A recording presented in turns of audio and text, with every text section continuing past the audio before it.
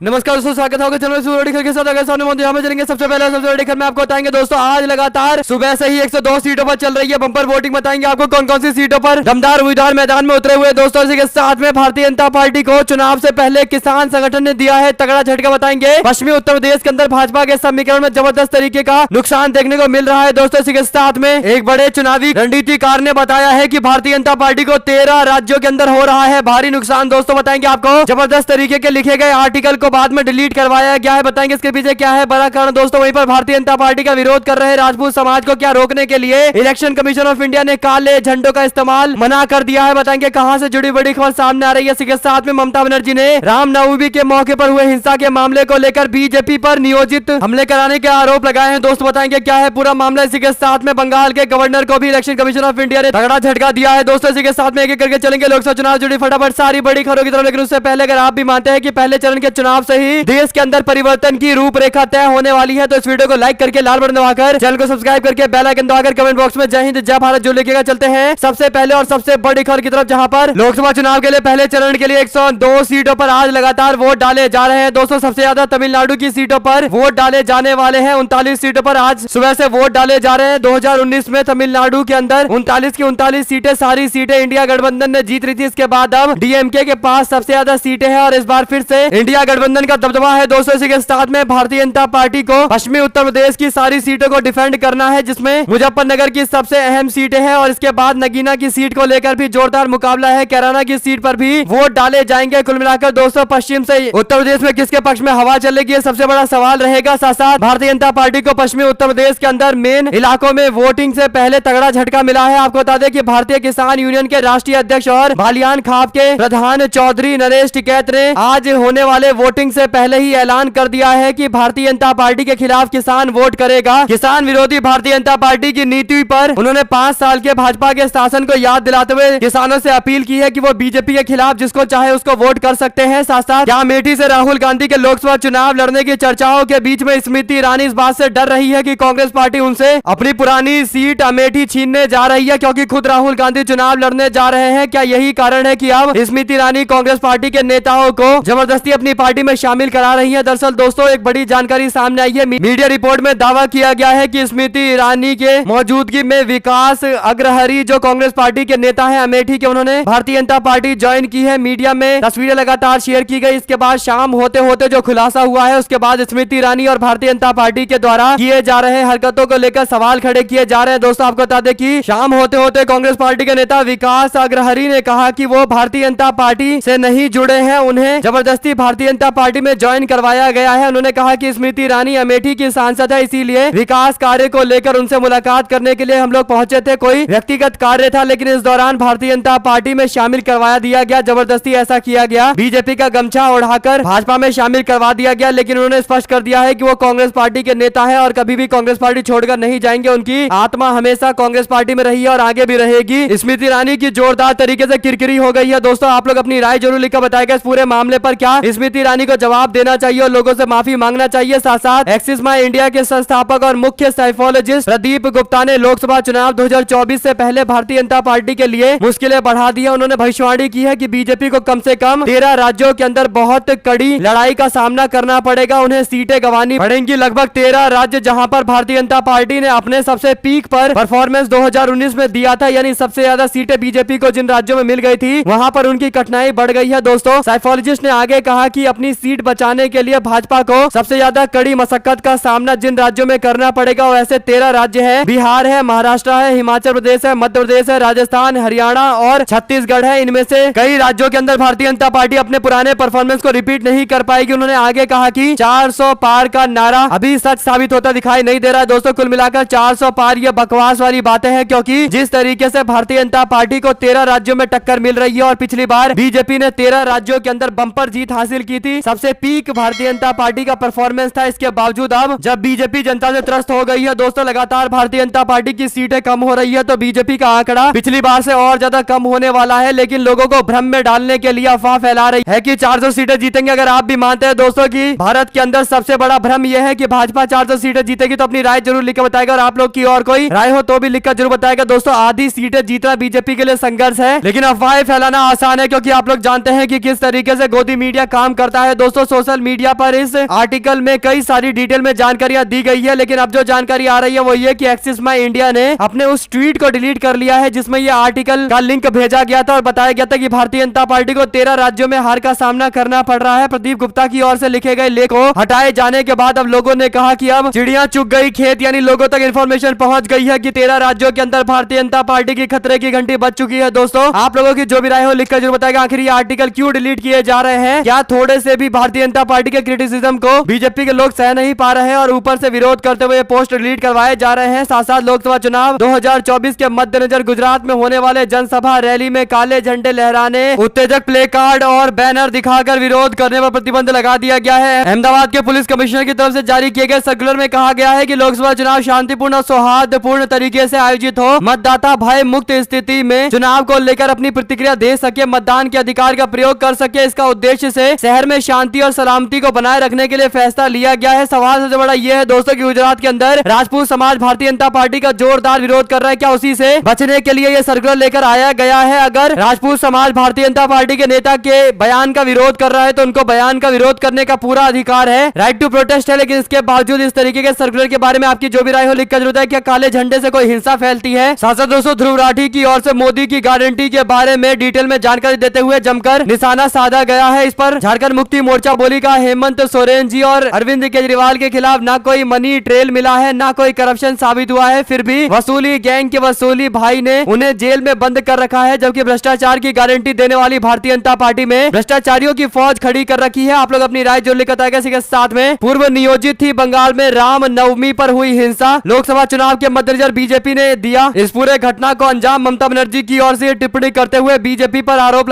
लगाते हुए पूर्व नियोजित बताया गया है। दोस्तों मुर्शिदाबाद जिले के शक्तिपुर में बुधवार शाम को राम नवमी की शोभा यात्रा के दौरान हुए विस्फोट में एक महिला घायल हो गई थी। इस पूरे मामले को लेकर भारतीय जनता पार्टी पर आरोप लगाते हुए ममता बनर्जी ने कई और बातें कही। आप लोग अपनी राय जो लिखकर बताएगा। साथ साथ पश्चिम बंगाल के राज्यपाल सीवी आनंद बोस अब चुनाव के दौरे के लिए कूच बिहार नहीं जा पाएंगे, उन्होंने अपना दौरा रद्द कर दिया है। कूच बिहार में शुक्रवार को पहले चरण के लिए मतदान है, लगातार वोट डाले जा रहे हैं। दोस्तों इस बीच गवर्नर दौरा करने वाले थे, लेकिन उनके कार्यालय ने कहा कि वो नहीं चाहते कि इससे कार्यालय की गरिमा खराब हो और इसीलिए राज्यपाल बोस के पहले चरण के मतदान के दौरान कूच बिहार जाने के कार्यक्रम को रद्द कर दिया गया है। दोस्तों टीएमसी की ओर से इलेक्शन कमीशन ऑफ इंडिया में शिकायत दर्ज कराई गई थी और मांग की गई थी कि ये राजनीतिक दौरा है, इस पर रोक लगनी चाहिए और इलेक्शन कमीशन ऑफ इंडिया की ओर से एक आदेश जारी करते हुए कहा गया था कि गवर्नर साहब को अपने दौरे को रद्द करने के बारे में विचार करना चाहिए, ये राजनीतिक दौरा हो सकता है और इसीलिए आखिरकार गवर्नर ने रिक्वेस्ट को स्वीकार कर लिया है। दोस्तों आप लोग अपनी राय जरूर लिखकर बताएगा। इसी के साथ में बटन कोई भी दबाओ वोट बीजेपी को जाता है, ईवीएम में गड़बड़ी की शिकायत पर सुप्रीम कोर्ट सख्त हो गया है। आपको बता दें कि एक मामला केरल से सामने आया था, इसमें दावा किया गया था कि ईवीएम मशीन के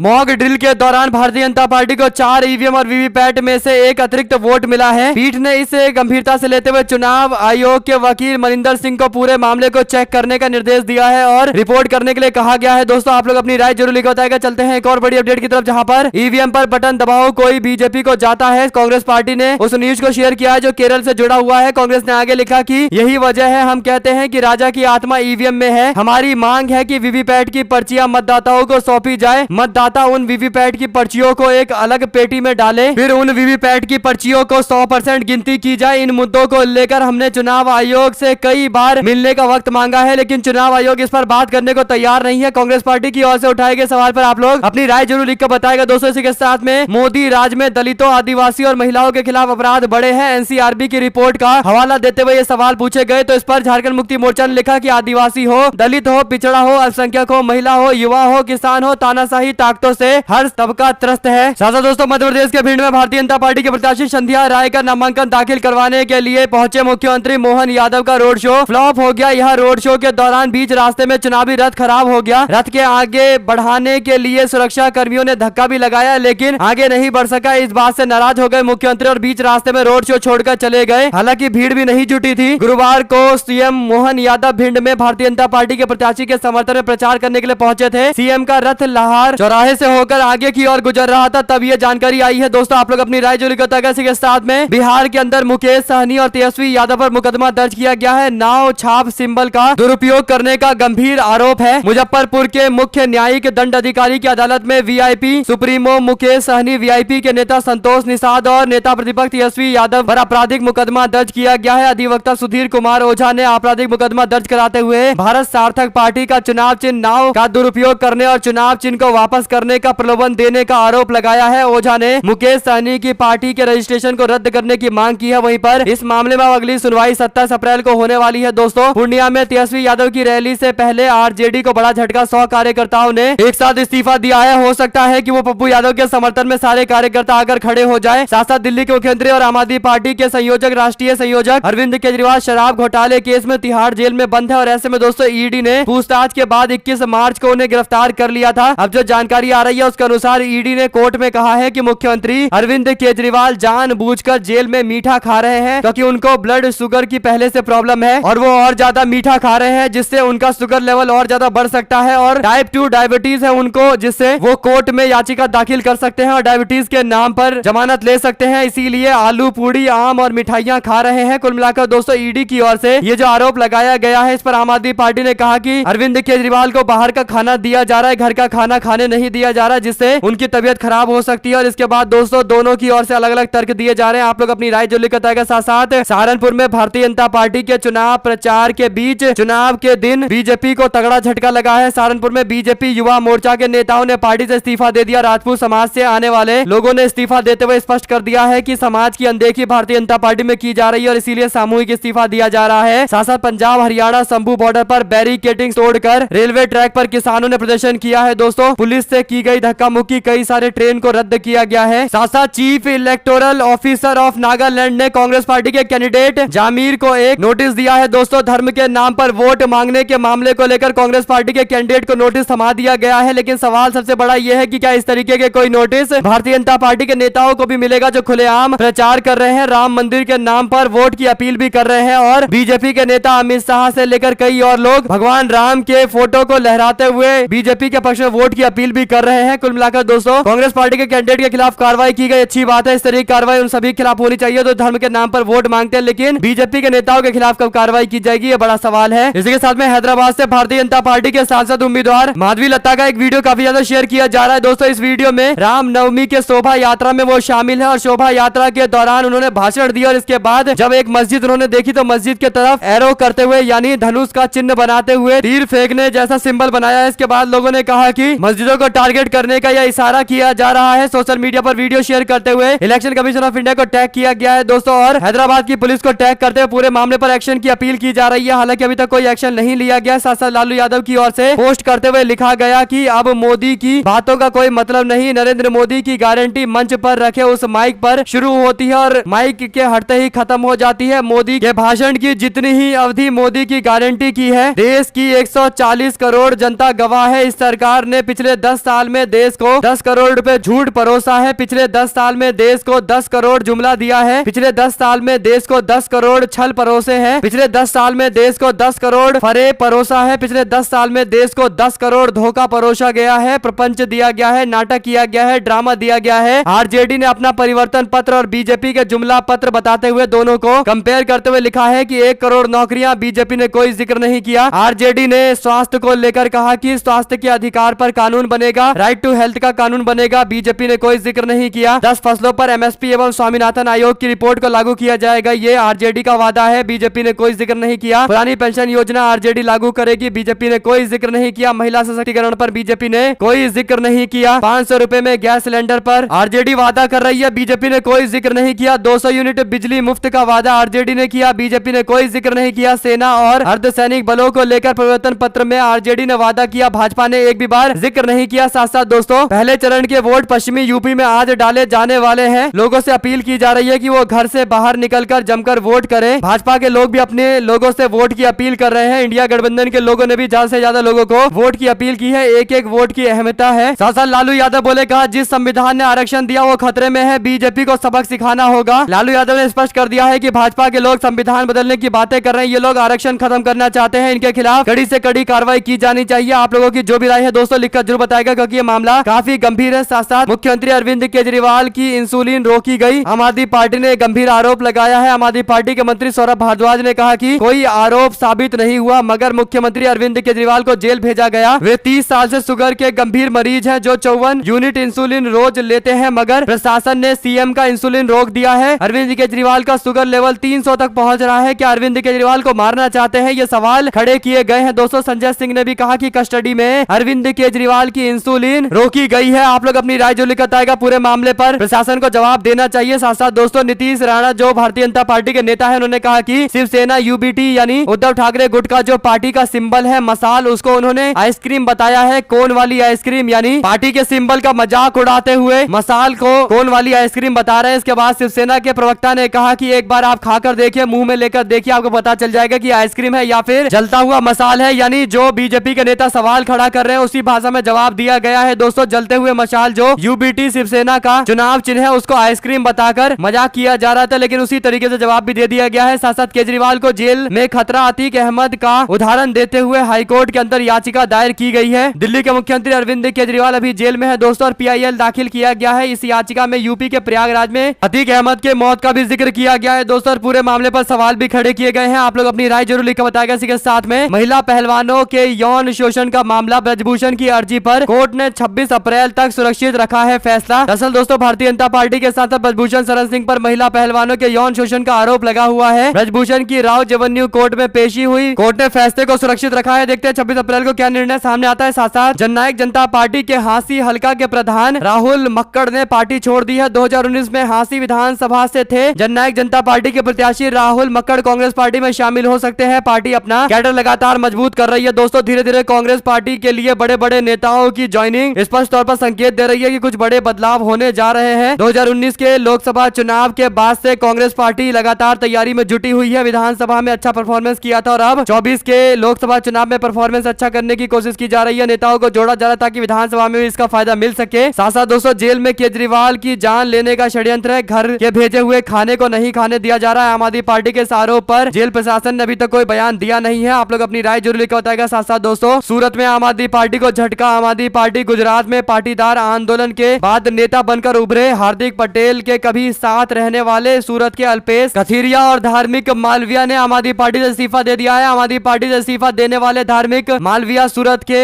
ओलपाड़ और अल्पेश कथीरिया सूरत के वराछा विधानसभा से चुनाव लड़ चुके हैं। गुजरात के रहने वाले पाटीदार समाज को आरक्षण दिलाने की मांग को लेकर पाटीदार समाज के युवाओं ने साल 2015 में आंदोलन शुरू किया था। पाटीदार आरक्षण आंदोलन समिति का नाम आरक्षण दिलाने के लिए संगठन बना था दोस्तों। इस संगठन की अगुवाई हार्दिक पटेल कर रहे थे। गुजरात के पाटीदार समाज को आरक्षण तो नहीं मिला, लेकिन आंदोलन के कई नेताओं को राजनीति में आने का मौका मिला। हालांकि हार्दिक पटेल तो भारतीय जनता पार्टी से चुनाव जीतकर आगे बढ़ गए, लेकिन अन्य नेताओं को राजनीति में चुनाव लड़ने के बावजूद आगे नहीं आ पाए और अब ये धीरे धीरे करके भारतीय जनता पार्टी का रुख करने की कोशिश कर रहे हैं। साथ साथ जमुई में तेजस्वी यादव की सभा के दौरान चिराग पासवान की माताजी को गाली दिए जाने का मामला तूल पकड़ रहा है। गुरुवार को एनडीए के नेता चुनाव आयोग के ऑफिस पहुंचे। उन्होंने तेजस्वी यादव के खिलाफ चुनाव आयोग से कार्रवाई की मांग की है। एनडीए की महिला नेत्रियों ने भाजपा के प्रदेश प्रवक्ता उषा विद्यार्थी के नेतृत्व में बिहार निर्वाचन विभाग पहुंचकर तेजस्वी यादव और उनके समर्थकों के खिलाफ एफआईआर दर्ज कराने की मांग की है। उषा विद्यार्थी ने कहा कि चुनाव शुरुआती फेज में है। इस तरह की गंदी गंदी गालियां माता बहनों को दी जा रही है। आगे चलकर इसकी पुनरावृत्ति ना की जाए, इसीलिए तत्काल कार्रवाई की जानी चाहिए। तेजस्वी यादव के खिलाफ कार्रवाई की मांग की गई है। दोस्तों आप लोग अपनी राय जो लिखता है। साथ साथ लोकसभा चुनाव के दूसरे फेज की तैयारी के लिए सारे नेता जुट गए हैं। पूर्व मुख्यमंत्री अशोक गहलोत 20 अप्रैल को उदयपुर का दौरा करेंगे। गहलोत यहां पर 2 लोकसभा सीटों में कांग्रेस पार्टी के प्रत्याशी के लिए वोट की अपील करेंगे दोस्तों। धीरे धीरे पार्टी के कैडर को और मजबूत करने के लिए उन्होंने अपनी सभाओं की गिनती को और ज्यादा बढ़ा दिया है। साथ साथ तेजस्वी यादव बोले, कहा बिहार में सबसे अधिक 6 महिलाओं को टिकट आरजेडी ने दिया। बीजेपी ने एक भी महिला उम्मीदवार को मैदान में नहीं उतारा। हमने प्रथम बार बिहार में किसी भी सामान्य सीट पर सुपौल लोकसभा क्षेत्र से अनुसूचित जाति से आने वाले को उम्मीदवार बनाया है। हम सभी वर्गों को साथ में लेकर आगे की ओर बढ़ रहे हैं। साथ साथ दोस्तों अखिलेश यादव ने भी राजपूत समाज के द्वारा बीजेपी का बहिष्कार किए जाने को लेकर टिप्पणी करते हुए कहा कि बीजेपी राजपूत समाज का अपमान कर रही है। जिनके वोट से सरकार बनी आज उन्हीं से कह रही है कि आपके वोट को हम खरीद सकते हैं। ये उनका अपमान है। राजपूत समाज इस बार बीजेपी की सरकार पलट देगा। पहले चरण के वोट से पहले मिल रही जानकारी के बाद भाजपा पर निशाना साधा गया है। दोस्तों आप लोग अपनी राय जो लिखकर बताएगा। साथ साथ मुख्तार अंसारी का स्टेटस लगाने वाला सिपाही निलंबित किया गया है। अलविदा शेरे पूर्वांचल कहे जाने को लेकर यह कार्रवाई की गई है। उत्तर प्रदेश पुलिस के सिपाही मोहम्मद फैयाज ने माफिया मुख्तार अंसारी के समर्थन में व्हाट्सएप स्टेटस लगाया था, जिसका निलंबन किया गया है। दोस्तों चुनाव आयोग की तरफ से अनुमति मिलने के बाद विभाग ने सिपाही के खिलाफ कार्रवाई करते हुए उसे पुलिस लाइन भेज दिया है। अब एडीसीपी नॉर्थ ने निलंबित सिपाही के खिलाफ विभागीय जांच शुरू कर दी है। स्टेटस में उसने माफिया को अलविदा शेरे पूर्वांचल मुख्तार अंसारी लिखा था। आप लोग अपनी राय जो बताया। साथ साथ दोस्तों आरजेडी के कार्यकर्ता सम्मेलन में घमासान हुआ। मुन्ना शुक्ला के कार्यक्रम में मंच पर भिड़ गए पूर्व मंत्री और आरजेडी के पूर्व नेता। दोनों में जमकर नोकझोंक भी हुई है। मुजफ्फरपुर के मड़वन में उस वक्त अजीबोगरीब स्थिति उत्पन्न हो गई जब वैशाली से आरजेडी के उम्मीदवार मुन्ना शुक्ला के कार्यकर्ता सम्मेलन में आरजेडी विधायक और पूर्व मंत्री इसराइल मंसूरी और एक और आरजेडी के नेता आपस में मंच पर भिड़ गए। खुलेआम नेताओं में नोकझोंक देखने को मिली है। हालांकि बाद में किसी तरीके से मामले को शांत कराने का प्रयास किया गया। लोकसभा चुनाव को लेकर उम्मीदवार अपने अपने क्षेत्र में प्रचार कर रहे हैं और इस दौरान ये संघर्ष की जानकारी मिली है। साथ साथ पश्चिमी उत्तर प्रदेश के अंदर आज कई सीटों पर वोट डाले जा रहे हैं दोस्तों। ऐसे में लोगों ने सोशल मीडिया पर लखीमपुर खीरी कांड का वीडियो शेयर करते हुए कहा है कि किसानों, वोट करते वक्त जाने से पहले एक बार ये वीडियो देखना कि किसके शासन काल में हुआ है, किस नेता ने ये किया है। देखते हैं दोस्तों आज किसानों वाली सीट पर किस तरीके का वोटिंग टर्नआउट रहता है, यानी कितने परसेंटेज वोट डाले जाते हैं। साथ साथ और भी कई सारे दावे चल रहे हैं। आपको बता दें कि एक ओपिनियन पोल एएमआई की ओर से कराया गया है। इसमें सोशल मीडिया पर दावा यह किया गया है कि लोकसभा चुनाव के मद्देनजर इस बार मुकाबला काफी टफ चल रहा है। एनडीए गठबंधन 248 के आसपास सीटें जीत सकती है। इंडिया गठबंधन 236 के आसपास सीटें जीत सकती है। कांग्रेस पार्टी 118 सीटों का कंट्रीब्यूशन देने जा रही है इस पूरे मामले पर। और भी कई बड़े दावे किए जा रहे हैं दोस्तों। धीरे धीरे करके स्थिति स्पष्ट हो रही है कि कहीं ना कहीं माहौल देश में पलटता जा रहा है और ये जो 400 सीटों का नारा दिया जा रहा था ये अब धरातल पर कहीं दूर दूर तक नजर नहीं आ रहा है। आप लोग अपनी राय जरूर लिख बताएगा। दोस्तों अरविंद केजरीवाल के बाद उनके एमएलए यानी आम आदमी पार्टी के एमएलए अमानतुल्लाह खान को भी ईडी ने मनी लॉन्ड्रिंग केस मामले को लेकर गिरफ्तार कर लिया है। इसके बाद लोगों ने निशाना साधते हुए भारतीय जनता पार्टी पर कहा कि एक बार में ही पूरी पार्टी को जेल में क्यों नहीं डाल दिया जाता, एक एक करके मेहनत क्यों कर रहे हैं। इससे पहले आम आदमी पार्टी के कई और नेताओं को जेल भेजा जा चुका है दोस्तों। इससे इस तरीके से हो रही गिरफ्तारी कहीं ना कहीं अपने आप में कई सारे सवालों को जन्म देती है। आप लोग अपनी राय जरूर लिखकर बताएगा। साथ साथ माना जा रहा है कि पूर्णिया सीट पर आरजेडी के कैंडिडेट से ज्यादा मजबूत है पप्पू यादव। कई रिपोर्टों का दावा करते हुए कहा जा रहा है दोस्तों कि पप्पू यादव अभी पूर्णिया में लीड कर रहे हैं, आरजेडी के कैंडिडेट काफी पीछे हैं। और इसके पीछे बड़ा कारण यह है कि पप्पू यादव को कहीं ना कहीं जोरदार समर्थन मिल रहा है। कांग्रेस पार्टी का कार्यकर्ताओं का सपोर्ट उनके साथ में है और आरजेडी का जो कोर वोटर है वो भी उनके साथ में मजबूती से दिखाई दे रहा है। और उन्होंने पिछले 2 साल में जो काम किए हैं इसके कारण उनकी स्थिति अपने नाम पर भी काफी ज्यादा मजबूत हो चली है। आप लोगों का क्या मानना है दोस्तों, पूर्णिया में किस तरीके की स्थिति है? हमारे साथ लगातार जुड़े रहने के सभी दोस्तों, भाइयों, बहनों, मित्रों का बहुत बहुत धन्यवाद। देख रहे थे आपको चैनल जय हिंद जय भारत। ज्यादा से ज्यादा इस वीडियो को शेयर कीजिएगा। बहुत बहुत धन्यवाद।